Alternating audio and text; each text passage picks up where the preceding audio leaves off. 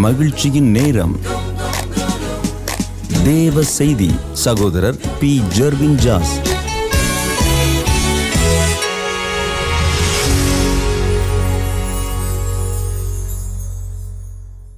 Price lord. மீண்டும் வருகிற இயேசு கிறிஸ்துவின் நாமத்தினாலே உங்களை இந்த ஊடகத்தின் மூலமாக சந்திப்பதில் மிகுந்த மகிழ்ச்சி அடைகிறேன். கர்த்தர் உங்களை ஆசீர்வதிப்பாராக. நீங்கள் நல்லா இருப்பீங்க, நீங்கள் ஆசீர்வாதமாக இருப்பீங்க, நீங்கள் சுகமாக இருப்பீங்க, நீங்கள் செழிப்பாக இருப்பீங்க. கர்த்தருடைய ஆசீர்வாதம் உங்கள் மேலே நித்தியமாய் தங்கும். நம்ம பாருங்கள், நம்முடைய வாழ்க்கையில் ஒவ்வொரு நாளும் தேவன் பலவிதமான வாக்கு தத்தங்களை, வார்த்தைகளை, தீர்க்க தரிசனமான காரியங்களை நம்மோடு பேசி கொண்டிருக்கிறார். புது வருடம் தொடங்கினாலே அநேக வார்த்தைகளும் வாக்கு தத்தங்களும் நம்மை தேடி வந்து கொண்டிருக்கிறது.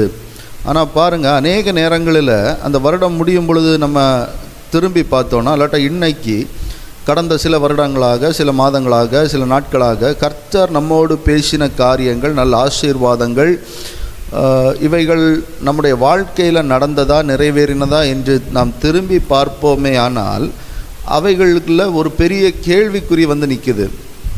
என் வாழ்க்கையில் இது நடந்துச்சா? என் வாழ்க்கையில் இது நிறைவேறுச்சா? ஏன் இது நிறைவேறலை? ஒருவேளை நான் சரியில்லையா? ஒருவேளை ஆண்டவர் என்னை ஏமாற்றிட்டாரா? அப்படின்ட்டு பல கேள்விகள். ஏன் இந்த நன்மைகள் எனக்கு சேரலை? ஏன் இந்த நற்காரியங்கள், நற்கிரியைகள் என் குடும்பத்தில் நடக்கலை? அப்படின்ட்டு ஒரு பெரிய கேள்விக்குறியோடு நாம் நிற்கிறோம் பாருங்கள். அப்போது வேதம் தெளிவாய் சில காரியங்களை நம்மோடு பேசுகிறது. கர்த்தர் சில காரியங்களை நம்மோடு பேசுகிறார். ஒரு வார்த்தை அல்லாவிட்டால் ஒரு வாக்கு தத்தம், ஒரு தீர்க்க தரிசனமான காரியம் நம் மேலே நிறைவேறணும்னா சில காரியங்களை நாம் செய்ய வேண்டும். தேவன் பொய் சொல்லுகிறவர் அல்ல. எண்ணாகமத்தின் புஸ்தகம் 23வது அதிகாரம் அதனுடைய 19வது வசனம் இப்படியாக சொல்லுகிறது: பொய் சொல்ல தேவன் ஒரு மனிதன் அல்ல, மனம் மாற அவர் மனுபுத்திரனும் அல்ல. அவர் சொல்லியும் செய்யாதிருப்பாரா? அவர் வசனித்தும் நிறைவேற்றாதிருப்பாரா? அதாவது பாருங்கள், பைபிள் சொல்லுது ஆண்டவர் பொய் சொல்லுகிற தேவன் அல்ல. நீங்களும் நானும் பொய் சொல்லுகிற தேவனையோ, அல்லாவிட்டால் நம்மை ஏமாற்றுகிற தேவனையோ, நம்மை அலக்களிக்கிற தேவனை ஆராதிக்கலை. பாருங்கள், அவர் உண்மையின் தேவன், அவர் நீதியின் தேவன், அவர் சத்தியத்தின் தேவன். அவர் ஒரு காரியத்தை சொல்லிட்டார்னா சொன்னதை நிச்சயமாக நிறைவேற்றி முடிப்பார். அதில் எந்த ஒரு மிஸ்மேட்சும் இருக்காது, அதில் எந்த ஒரு குளறுபடியும் இருக்காது. அவர் சொன்னது தான். அவர் என்ன காரியத்தை சொன்னாரோ அதை நிச்சயமாய் நிறைவேற்ற வல்லவராக இருக்கிறார். ஏனென்றால் வேதம் சொல்லுகிறது அவர் சர்வ வல்லமையுள்ள தேவன். எல்லாவற்றின் மேலும், எல்லா காரியத்தின் மேலும் அவருக்கு அதிகாரம் கொடுக்கப்பட்டிருக்கிறது. அவர் சொல்லி ஒரு வார்த்தையை சொல்லிட்டார்னா அவர் செய்யக்கூடாத ஒரு காரியத்தை அவர் ஒரு நாளும் சொல்லலை. அவர் சொன்ன வார்த்தை நிச்சயமாக நிறைவேறும். அது உங்கள் வாழ்க்கையானாலும் சரி தான், இல்லை பேசி கொண்டிருக்கிற என்னுடைய வாழ்க்கையினாலும் சரி தான். அவர் ஒரு வார்த்தையை சொல்வாரே ஆனால் சொன்ன காரியம் நிச்சயமாய் நிறைவேறும். அவரால் செய்யக்கூடாத எந்த ஒரு காரியத்தையும் அவர் சொல்கிறதில்ல. நிறைய நேரம் மனுஷங்கள்கிட்ட போவோம், மனுஷன் நம்மளுக்கு ஒரு ப்ராமிஸ் பண்ணுவான், மனுஷன் நம்மளுக்கு ஒரு சத்தியத்தை செஞ்சு கொடுப்பான். உயிரே போனாலும் உன்னை விட்டுனா போக மாட்டேன், எனக்கு என்ன சூழ்நிலை வந்தாலும் உனக்கு செய்ய வேண்டிய காரியத்தை நான் நிச்சயமாக செய்வேன் அப்படின்னு சொல்லிட்டு மனுஷன் நம்மளுக்கு சொல்லுவான் பாருங்கள். ஆனால் சொன்ன மனுஷனை ஒரு நெருக்கடியான சூழ்நிலையில், ஆபத்தான சூழ்நிலையில் தேடி பார்த்தோம்னா அவன் அந்த காரியத்தில் நிச்சயமாக இருக்க மாட்டான். ஃபஸ்ட்டு ஓடுறதே அவனாக தான் இருக்கும். ஸோ அதனால் மனுஷனுடைய வார்த்தைகளை நாம் நம்பவே முடியாது. ஆனால் தேவன் சொல்லுகிற வார்த்தைகளை நாம் நிச்சயமாய் நம்பலாம். அப்படி நம்பிக்கைக்குரிய அல்லாவிட்டால் நடக்கக்கூடிய வார்த்தைகளை தேவன் நம்முடைய வாழ்க்கையில் பேசினாலும் ஏன் அந்த வார்த்தைகள் நம்முடைய வாழ்க்கையில் நிறைவேறலை? ஏன் ரொம்ப நாளாக ஒரு காரியத்துக்காக காத்திருக்க வேண்டியது இருக்குது?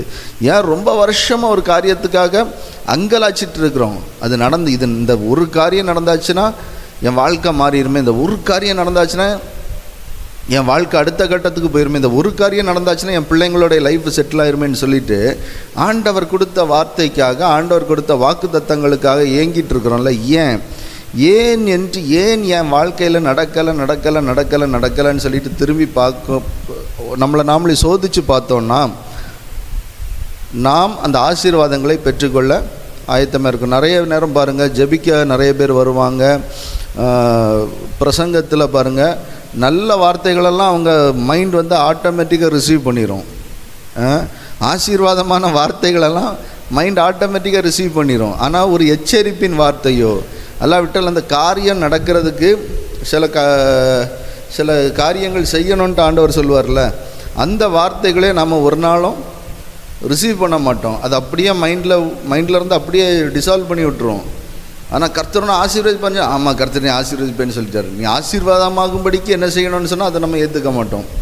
சரியா? அப்போது கர்த்தர் என் வாழ்க்கையில் பேசின காரியங்களை நான் புரிந்து கொள்ள வேண்டுமானால் முதலாவது நான் செய்ய வேண்டிய காரியம் தேவனுடைய ரூபத்தை நான் சரியாக புரிந்து கொள்ள வேண்டும். திரும்பவும் சொல்கிறேன், கர்த்தர் என் வாழ்க்கையில் நிறைய தீர்க்க தரிசனமான வார்த்தைகளை பேசியிருக்கிறார். அவர் எனக்கு நிறைய வாக்குத்தத்தங்களை கொடுத்துருக்கிறாரு. அந்த வார்த்தைகள் என்னுடைய வாழ்க்கையில் நிறைவேறணும்னா முதலாவது நான் தேவன் எப்படிப்பட்டவர், அவருடைய ரூபம் எப்படிப்பட்டது என்பதை நாம் சரியாக புரிந்து கொள்ள வேண்டும். அப்போ 1 யோவானின் புஸ்தகம் 4வது அதிகாரம் 8வது வசனம் இப்படியாக சொல்லுகிறது, அன்பில்லாதவன் தேவனை அறியான், தேவன் அன்பாகவே இருக்கிறார். நான் திரும்பவும் சொல்கிறேன், தேவன் அன்பாகவே இருக்கிறார். அப்போ ஆண்டவருடைய கேரக்டர் என்னன்னு நம்ம தெளிவாக பார்த்தோம்னா அதில் சொல்லப்பட்டிருக்கிற ஒரே காரியம் என்னென்னா அவர் அன்பாகவே இருக்கிறார். நீங்களும் நானும் அன்பு நிறைந்த ஒரு தேவனை ஆராதித்து கொண்டிருக்கிறோம்.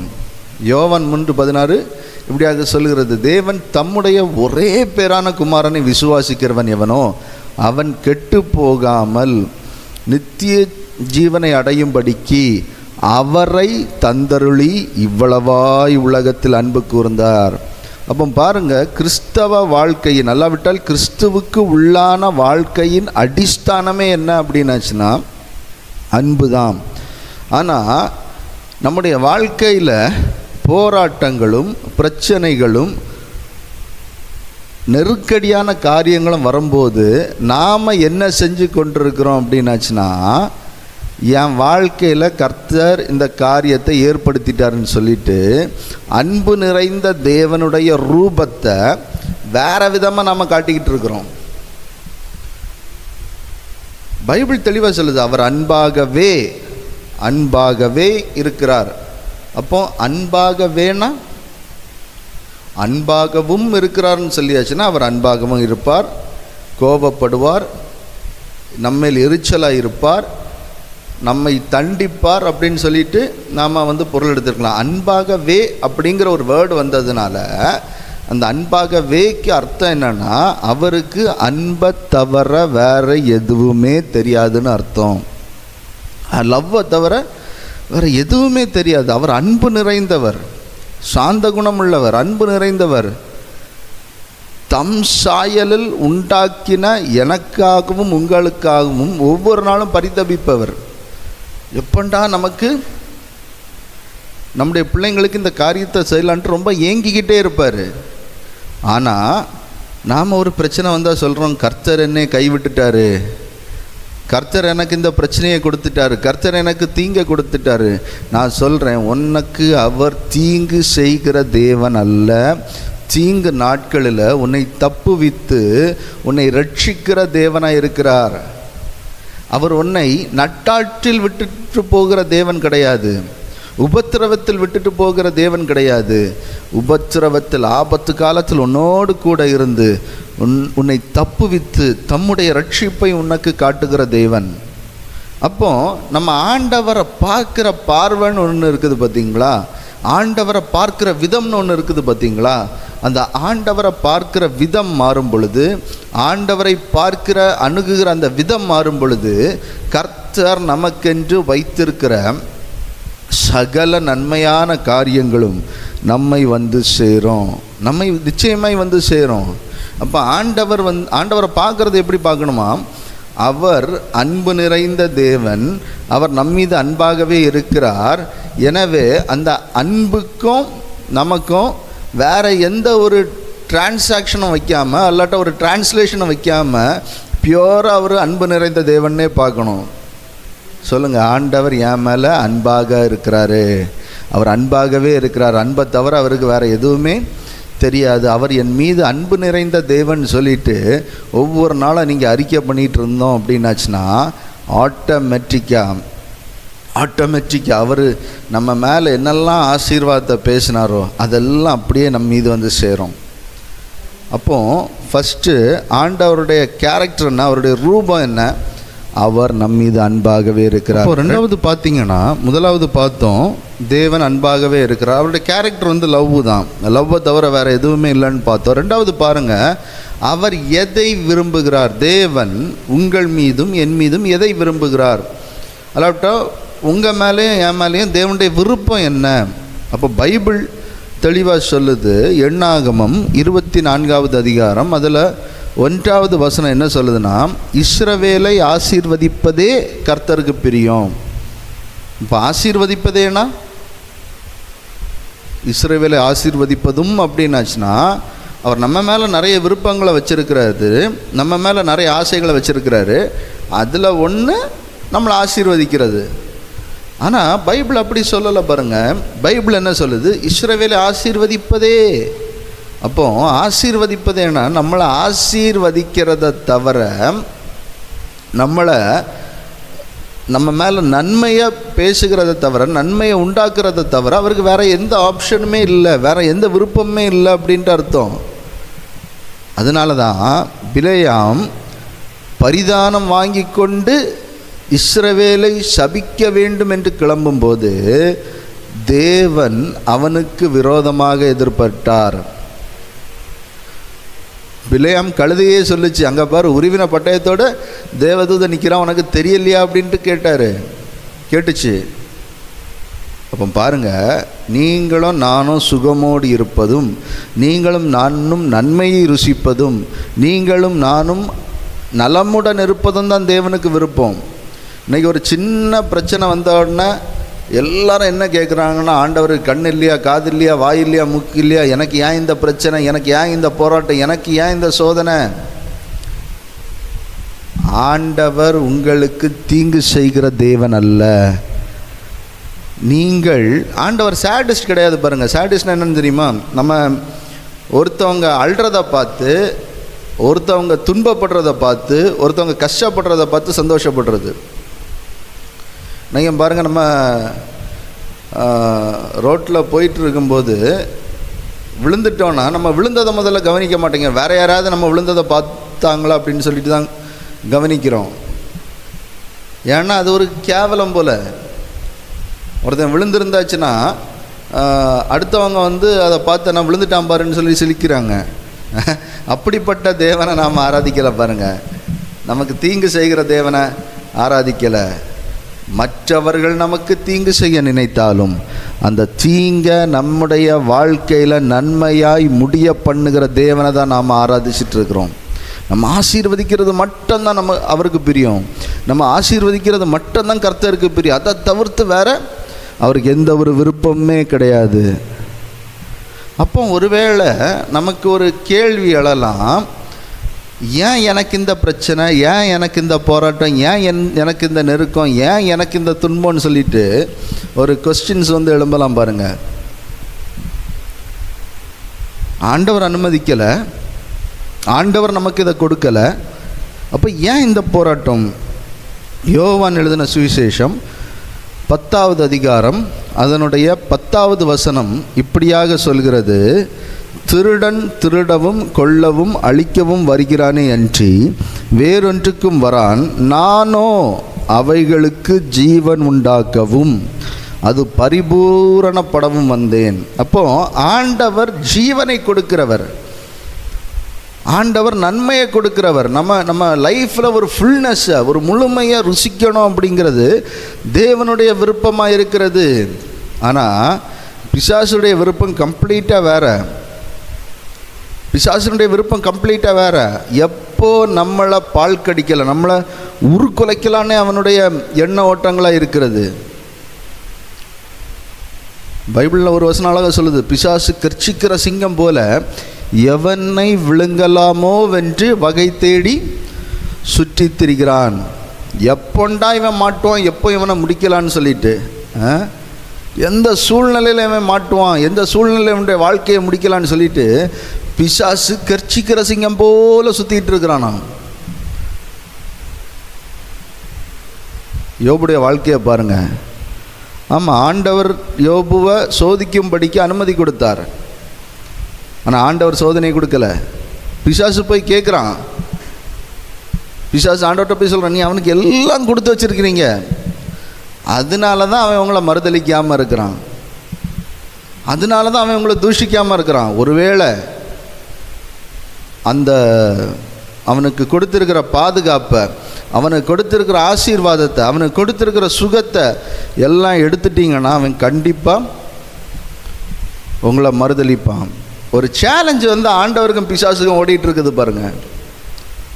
நான் என்ன சொல்கிறேன், உங்களை குறித்தும் தேவனுக்கும் பிசாசுக்கும் ஒரு சேலஞ்ச் ஓடிக்கிட்டே இருக்குது. நல்லதை கொடுத்தா மட்டும்தான் இவன் உங்களை ஆராதிப்பான், நல்லதை கொடுத்தா மட்டும்தான் இவன் உங்களை சேவிப்பான், நல்லதை கொடுத்தா தான் இவன் உங்களை போற்றுவான். அவன் வாழ்க்கையில் கெட்டதை அனுமதிச்சிட்டிங்கன்னா, அவன் வாழ்க்கையில் தீங்கான காரியம் வந்துச்சுன்னா, அவன் வாழ்க்கையில் நெருக்கடி வந்துச்சுன்னா, அவன் வாழ்க்கையில் சுகவீனம் வந்துருச்சுன்னா, அவன் வாழ்க்கையில் பலவீனம் வந்துருச்சுன்னா, அவன் வாழ்க்கை கண்ணீர் நிறைந்ததாக இருந்துச்சுன்னா, நிச்சயமாக அவன் உங்களை தூஷிப்பான்னு சொல்லிட்டு இன்றைக்கி நம்மளை குறித்தும் தேவனுக்கும் பிசாசுக்கும் ஒரு சேலஞ்ச் ஓடிட்டே இருக்குது. நான் சொல்கிறேன், எந்த சூழ்நிலையிலையும் ஆண்டவரை துக்கப்படுத்தாதிருங்கள், எந்த சூழ்நிலையிலையும் தேவனை துக்கப்படுத்தாதிருங்கள், எந்த சூழ்நிலையும் தேவனை மறுதலிக்காமல் இருங்க. ஏனென்றால் அவர் நம்மேல் அன்பாக இருக்கிறார், நம்மை ஆசீர்வதிப்பதே அவருக்கு பிரியம். அப்போ ஆசீர்வதிக்கிறதே பிரியம்னா ஏன் பிசாசுக்கு அனுமதி கொடுக்குறாரு? ஏன்னா யுத்த களத்தில் யுத்தங்களை பார்க்காமல், யுத்த களத்தில் போராட்டங்களை பார்க்காமல் நாம் ஜெயமுள்ளவர்களாய் இருக்கவே முடியாது. வேதம் தெளிவாய் சொல்லுகிறது, இந்த உலகத்தில் உங்களுக்கு உபத்திரமும் உண்டு, ஆனாலும் திடன் கொள்ளுங்கள், இதோ நான் சகலவற்றையும் ஜெயித்தேன். We are worshipping a God of victory. நாம் ஜெயமுள்ள தேவனை ஆராதித்து கொண்டிருக்கிறோம். ஆகவே எல்லா காரியங்களிலேயும், எல்லா சூழ்நிலைகளிலேயும், எல்லா தருணங்களிலேயும் நாமும் ஜெயமுள்ளவர்களாக இருக்க வேண்டும் என்பதே தேவனுடைய விருப்பமாக இருக்கிறது. இப்போ 2 பேருக்கு சண்டை நடக்குது, சண்டை நடக்கும்போது கூப்பிட்டு காம்ப்ரமைஸ் பண்ணுறாங்க. அதை நம்ம ஜெயம்னு எடுத்துக்கவே முடியாது. வாங்கப்பா நீங்கள் 2 பேரும் வாங்க, சரி உங்களுக்குள்ளே எந்த பிரச்சனையும் இருக்கக்கூடாதுன்னு சொல்லியாச்சுன்னா, அந்த தங்களுடைய பிரச்சனைகளை மறந்து, தங்களுடைய போராட்டங்களை மறந்து அவர்கள் ஒத்து போகிறார்கள், சமாதானமாய் போகிறார்கள் என்பது அர்த்தம். ஆண்டவர் நம்மளை பிசாசுகிட்ட சமாதானமாக போக வைக்கிறதுக்கு தேவன் விரும்பலை, அவனை மேற்கொள்ளும்படிக்கு தேவன் விரும்புகிறார். எனவே தான் யுத்தங்களை நமக்கு அனுமதிக்கிறார். ஒவ்வொரு சூழ்நிலைகள் நாம் ஜெயம் பெற்று வெளியே வரணுங்கிறது தேவனுடைய விருப்பம். உங்களுடைய சரீரத்தை பிசாசு கை வச்சிருக்கிறான்னா அதில் நீங்கள் ஜெயம் பெற்று வெளியே வரணும். உங்களுடைய பொருளாதாரத்தில் பிசாசு கை வச்சிருக்கிறான்னா அதிலிருந்து நீங்கள் ஜெயம் பெற்று வெளியே வரணும். உங்களுடைய ஃபேமிலியில் பிசாசு கை வச்சிருக்கிறான்னா அதிலிருந்து நீங்கள் ஜெயம் பெற்று வெளியே வரணும். நீங்கள் எல்லா தருணங்களிலேயும், எல்லா சூழ்நிலைகளிலேயும் ஜெயத்தை மாத்திரம் சுதந்திரிக்க வேண்டும் என்பது தேவனுடைய சித்தமாக இருக்கிறது, தேவனுடைய விருப்பமாக இருக்கிறது. அதனால தான் பாருங்கள், பிசாசுக்கும் தேவனுக்கும் யோபுவை குறித்து வாதங்கள் வந்த பிறகும் பைபிளில் எந்த ஒரு இடத்துலையும் யோபுட்ட போய் தேவன் எச்சரித்தாருங்கிற ஒரு வார்த்தையே கிடையாது. ஆண்டவருக்கு தெரியும், யோபு கடைசி நேரம் வரைக்கும், கடைசி நொடி பொழுது வரைக்கும் என்னை மறுதளிக்க மாட்டான்னு ஆண்டவருக்கு நிச்சயமாக தெரியும். அதனால தான் ஆண்டவர், ஒருவேளை நம்மளாக இருந்தால் என்ன பண்ணுவோம், ஒருத்தரை குறித்து ஒரு காரியத்தை பேசிட்டு சரி நீ அவனை ஏதாவது பண்ணிக்கோன்னு சொல்லி அனுப்பியாச்சுன்னா ஒன்லே ஒரு ஃபோன் காலாவது எடுத்து இப்படி ஒரு சம்பவம் நடந்து நீ கொஞ்சம் கேர்ஃபுல்லாருன்னு சொல்லிட்டு ஒரு எச்சரிக்கை கொடுப்போம். ஆண்டவர் அப்படி ஒரு எச்சரிக்கையை கொடுக்கல. ஏனென்றால் தேவன் யோபுவை அதிகமாக நம்பினார். இன்னைக்கு உங்களையும் என்னையும் தேவன் அதிகமாய் நம்பிக்கொண்டிருக்கிறார். நாம் ஆண்டவர் மேலே விசுவாசம் வைக்கிறோமா? ஆமாம், வைக்கிறோம். அதை விட அதிகமாக தேவன் நம்ம மேலே விசுவாசத்தை வச்சிட்ருக்கிறாரு. எந்த தருணத்துலையும் என் பிள்ளை என்னைய மறுதளிக்காது, என் பிள்ளை என்னை விட்டு வெளியே போயிடாது, என் பிள்ளை என்னையை துக்கப்படுத்தும்படியாக எந்த ஒரு காரியத்தையும் செய்யாது. ஆனால் நம்முடைய தனிப்பட்ட வாழ்க்கையில் நாம் என்ன செஞ்சிட்ருக்கிறோம்? நம்மளுடைய தனிப்பட்ட வாழ்க்கையில் நம்ம எதை குறித்து பேசிக்கிட்டு இருக்கிறோம்? ஆண்டவரே, ஏன் என்னை கைவிட்டீங்க? ஆண்டவரே, ஏன் எனக்கு இந்த பிரச்சனை? ஆண்டவரே, ஏன் எனக்கு இந்த போராட்டம்? சிலர் சொல்லுவாங்க, நாங்கள் ஆண்டவர்கிட்ட யுத்தம் பண்ணுறோம் அப்படிம்பாங்க. வாய்ப்பே இல்லை. நீங்கள் யுத்தம் செய்வது சத்துரு கூடால மட்டும்தான், ஆண்டவர் கூடால இல்லை. அவர் உங்களுடைய வாழ்க்கையில் சில காரியங்களை அனுமதிச்சா கூட நீங்கள் எப்படியும் போட்டுன்னு சொல்லி அவர் விடுகிற தேவன் அல்ல. அவர் உங்கள் கூடால இருக்கிறாரு. எல்லா நேரத்திலும் எல்லா சூழ்நிலையும் உங்கள் கூடால இருக்கிறாரு. அது வனாந்திரமாக இருந்தாலும் சரிதான், வழி கிடைக்காத இடமா இருந்தாலும் சரிதான், அவர் உங்கள் கூடாலே இருக்கிறாரு. உங்களை பாதுகாத்து வழி நடத்தி உங்களை தப்பு வைக்கிறாரு. பாருங்கள், இஸ்ரவேல் ஜனங்க கானானுக்கு அந்த வனாந்திர பாதையோடி போனாங்க பாருங்கள். அதுலேயும் அவங்க கூட என்னெல்லாம் தேவையோ எல்லாத்தையும் கொடுத்தாரு. போனது வனாந்திர பாதை தான். ஆனாலும் அந்த வனாந்திரத்தில் அவர்களுக்கு தேவை ஏற்படும் பொழுதெல்லாம் தேவன் அவர்களை பக்குவமாய் பாதுகாத்து போஷித்து வழி நடத்தினார். தண்ணி வேணும்னு கேட்கும்போது தண்ணி கொடுத்தாரு. பசியாக இருக்குன்னு சொல்லும்போது மன்னாவை கொடுத்தாரு. இறைச்சி சாப்பிடணும்னு சொல்லும்போது காடைகளை கொடுத்தாரு. கிடைக்கக்கூடாத இடத்துல கிடைக்கக்கூடாத காரியங்களை கிடைக்கக்கூடாத நேரத்தில் தேவன் உங்களுக்கு கொடுப்பார். நம்ம அவரை சார்ந்து இருக்கணும், அவ்வளோதான் மேட்ரு. அவரை சார்ந்து இருக்கணும், அவர் கூட சேர்ந்து இருக்கணும், இசைந்து இருக்கணும். ஆண்டவர் எனக்கு முன்பாக போங்கன்னு சொல்கிறத விட ஆண்டவர் நம்ம சேர்ந்து போவோன்னு சொல்லணும். இந்த நாளில் கர்த்தர்ட்ட ஒரு காரியத்தை தெளிவுபடுத்தி சொல்லுங்கள். ஆண்டவரே, உங்களை மறந்து திரிஞ்ச நாட்கள் உண்டு, உங்கள் அன்பை புரிஞ்சிக்காத நாட்கள் உண்டு, உங்களுடைய சாயலை தவற, உங்களுடைய அப்பியரன்ஸை தவற, உங்களுடைய கேரக்டரை தவற புரிஞ்ச நாட்கள் உண்டு. ஆனால் என் லைஃப்பில் ஒரு சேஞ்ச் வரட்டும்னு சொல்லுங்கள். என் லைஃப்பில் ஒரு மாற்றம் வரட்டும், என் லைஃப்பில் ஒரு சேஞ்ச் வரட்டும், என்னுடைய சிந்தனைகளில் ஒரு மாற்றம் வரட்டும், என்னுடைய இருதயத்தில் ஒரு மாற்றம் வரட்டும். எங்களுடைய ஜெபங்களில் ஒரு மாற்றம் வரட்டும். அது கண்ணீரின் ஜெபங்களாக இராமல் ஆர்ப்பரிப்பின் ஜெபங்களாக இருக்கட்டும்னு சொல்லி ஆண்டவர்கிட்ட சொல்லுங்கள். ஆண்டவனுடைய லைஃப்பில் பெரிய காரியங்களை செய்ய போகிறார். அவர் உங்களுக்கு தீங்கு செய்கிற தேவன் அல்ல, தீமையை நன்மையாய் முடிய பண்ணுகிற தேவன். ஒருவருடைய நம்முடைய சுய புத்தியை சார்ந்தோ அல்லாவிட்டால் நாம் நேசிக்கிற சிலருடைய வார்த்தைகளை சார்ந்தோ நாம் சில பிரச்சனைகளில் போய் சிக்கியிருக்கலாம். நீங்கள் எந்த சூழ்நிலையில் போய் சிக்கியிருந்தாலும் அவைகளிலிருந்து கர்த்தர் உங்களை வேறு இடத்துக்கு தூக்கி நிறுத்த முடியும். ஸோ நாம் ஜெபிப்போம். எல்லாரும் அப்படி கண்களை மூடி. நல்ல பிதாவே, இந்த வார்த்தைகளை யார் யாரெல்லாம் கேட்டுட்ருக்கிறாங்களோ அவங்களுடைய வாழ்க்கையில் இந்த ராத்திரி வேளையில் இந்த நொடிப்பொழுதில் ஒரு பெரிய மாற்றம் வரட்டும்னு சொல்லுங்கள். ஒரு பெரிய சேஞ்ச் வரட்டும்னு சொல்லுங்கள். ஒரு பெரிய சேஞ்ச் வரட்டும்ப்பா, ஒரு பெரிய சேஞ்ச் வரட்டும். ஆண்டவரை குறித்த தேவனை குறித்த அந்த தவறான எண்ண ஓட்டங்கள் எல்லாம் மாறட்டும். தேவனுடைய விருப்பத்தை இவர்கள் புரிந்து கொள்வார்களாக, இவர்கள் புரிந்து கொள்வார்களாக, இவர்கள் புரிந்து கொள்ளட்டோன்னு சொல்லி ஜெபிக்கிறோம்ப்பா. இஸ்ரவேலை ஆசீர்வதிப்பதே கர்த்தருக்கு பிரியம். இஸ்ரவேலை ஆசீர்வதிப்பதே கர்த்தருக்கு பிரியம். நீங்கள் அன்பாக இருக்கிறீங்க. உங்களுடைய அன்பு நிறைந்த அந்த இருதயத்தை இவர்கள் புரிந்து கொள்ளட்டும்னு சொல்லி ஜெபிக்கிறேன்ப்பா. இவங்களை வாழ்க்கையில் என்னென்ன பிரச்சனைகள், என்னென்ன போராட்டங்கள், என்னென்ன தேவைகள் இருந்தாலும் எல்லாவற்றையும் கர்த்தர் பரத்திலிருந்து இவங்களுக்கு சந்திங்கன்னு சொல்லி ஜெபிக்கிறோம்ப்பா.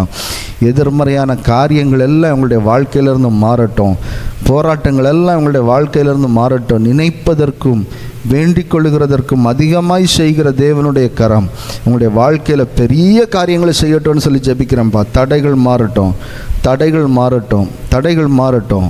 கர்த்தர் அப்படி செய்ய போகிறபடியால் ஸ்தோத்திரம். ஆசீர்வதிங்க, பெரிய காரியங்களை செய்யுங்க இயேசுவின் மூலம் பிதாவே, ஆமேன். ஸோ நீங்கள் நல்லா இருப்பீங்க, நீங்கள் ஆசீர்வாதமாக இருப்பீங்க, நீங்கள் சுகமாக இருப்பீங்க. கர்த்தருடைய ஆசீர்வாதம் நிச்சயமாய் தங்கும்.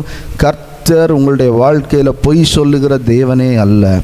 அவர் எல்லாவற்றையும் நேர்த்தியாய் செய்து முடிக்கிற தேவன். அப்போ நீங்கள் அவர் மேலே வச்சுருக்கிற அந்த ஐடியாலஜியை மாற்றுங்க, அவர் மேலே வச்சுருக்கிற அந்த எண்ணங்களை மாற்றுங்க. அவங்களுடைய வாழ்க்கையில் நன்மையான காரியங்களை செய்வார். God bless you all. Bye by.